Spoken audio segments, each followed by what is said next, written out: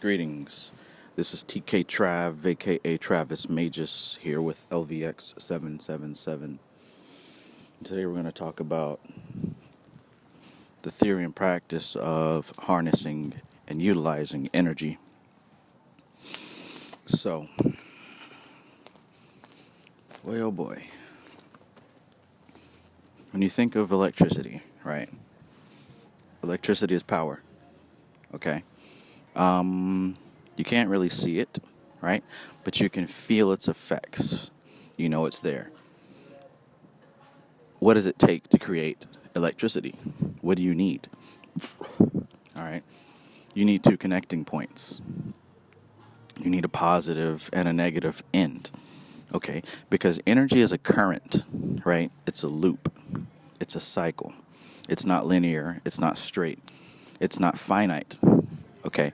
The physical world that we live in, it's finite. Everything that exists here has a beginning, it has a lifespan, and it has a termination point, right? But in the astral realm, everything is infinite, right? Now, how can that be? The astral realm deals with space, okay? The mental realm deals with time, okay? The physical realm is locked within time and space. So let's try to conceptualize this. I got a good one for y'all. Oh, yes.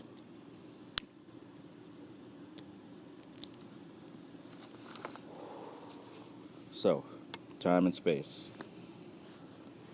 How does one, being trapped in finite time, physical plane, harness and access energy, which is infinite and exists on a whole nother level? How do we do that? Well, just like the example of electricity and the battery, you have to make that connection. You have to make that loop, right? You have to take a battery, which is you, which is your body, which is your vessel, right? Which is your soul and your spirit, your physical body. You are the vessel, you are the battery. Just like in the Matrix, you're the battery. What does that mean? Your mind is the focal point. Your mind is the focal point where the positive and negative meet. Your mind is the place where you grab a vibration and you connect both ends of the polar opposites, right? The law of polarity. All things meet in the middle. The middle is you. Look at the 7 laws of Hermetics in the Kabbalion, and notice how it talks a lot about opposites and duality and things of that nature. Because you, as the human creature or mankind, operate as the catalyst, as the battery, and you connect energy. You channel it through yourself. Okay, I'm just trying to make this point here so we can move forward. You channel the energy. You harness it. You utilize it by connecting the polar opposites. This is how you make the circuit. This is how you connect the circuit. So a person can have any number of energies running through them at any given time, right? This is what we do when evoking the 72 spirits. We're evoking the 72 currents that are known to exist within the pineal gland, right? This is where you get the 144, because you connect the positive and the negative, which are the Goetic spirits and the angels, all right? This is what I've picked up from Demons of Magic by Gordon Winterfield, and what I've picked up from Demonetry Goetia, but most importantly, this is what I've channeled through the 9 demonic kings.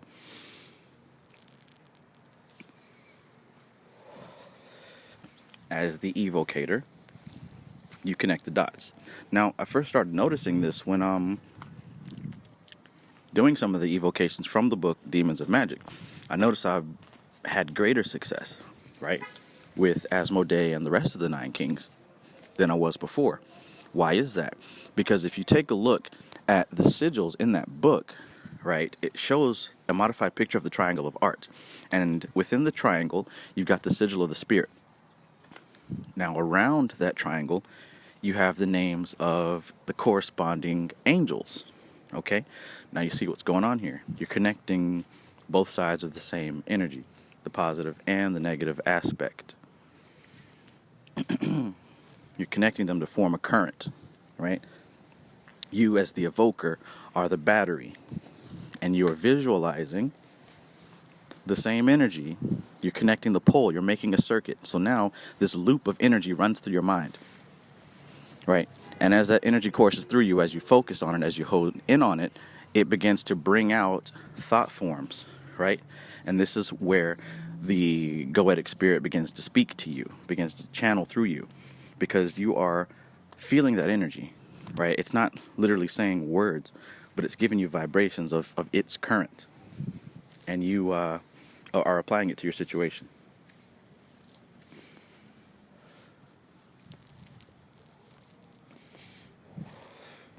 This is why when you look at any Goetia book, you see in the ritual preparation, on the ground, you've got the hexagrams and the pentagrams and the names of God, right? And in the triangle of art, you've got the name Mikael and, tetragrammaton and anaphexaton or whatever. These are the names of the angels. These are the positive energy used to constrain the negative energy. It's not to protect the sorcerer like the book says. What are you being protected from? No. It's completing a battery for you to properly visualize and pull down this energy. Or should I say pull out this energy. All right. And there's another level to it as well. All right. You've got to work with binding. Okay. Now, what is binding all about?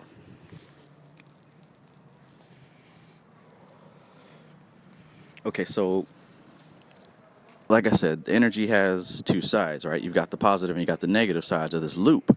Now, alternatively, every spirit that you deal with has the positive and the negative aspects. For example, if you're dealing with, a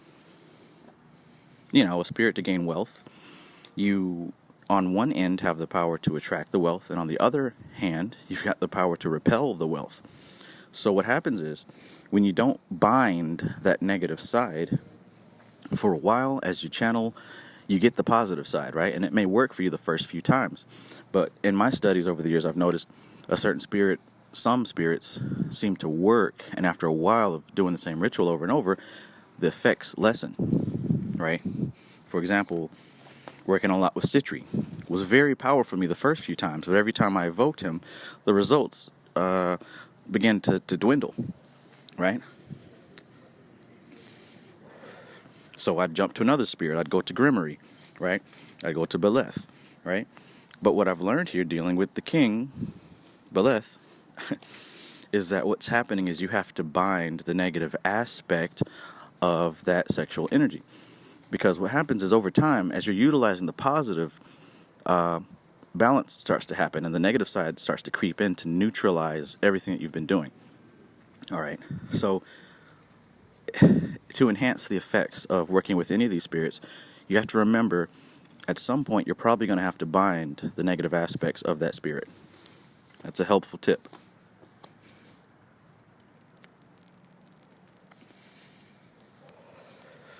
From the Goetic kings themselves, not from any book. At least not till mine's going to be written.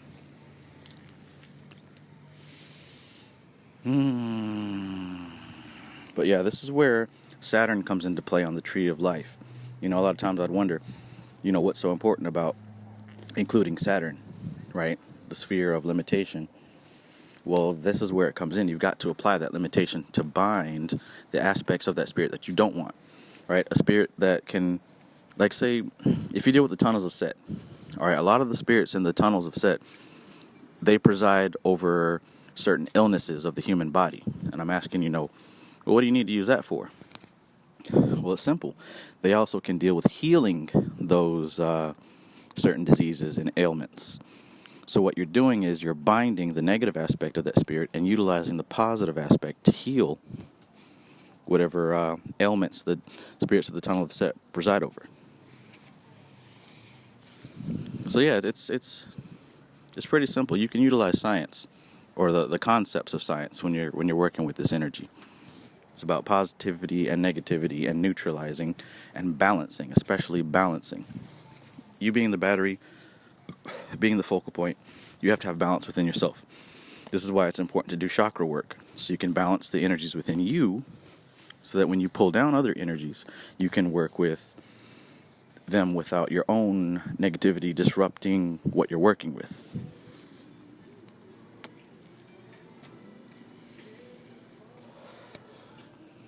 Yeah, a lot of hot shit coming from the Kings here. I've been away a little bit because I've been busy working with these guys. But yeah, I try to report my findings here as they come. So yes, it's very important to work on your chakras if you intend to work with any spirits. So that's pretty much it for right now. If you haven't already, I suggest you join the Facebook group, which is known as the Magus Society. The link will be in the bio. And as always, I wish you peace.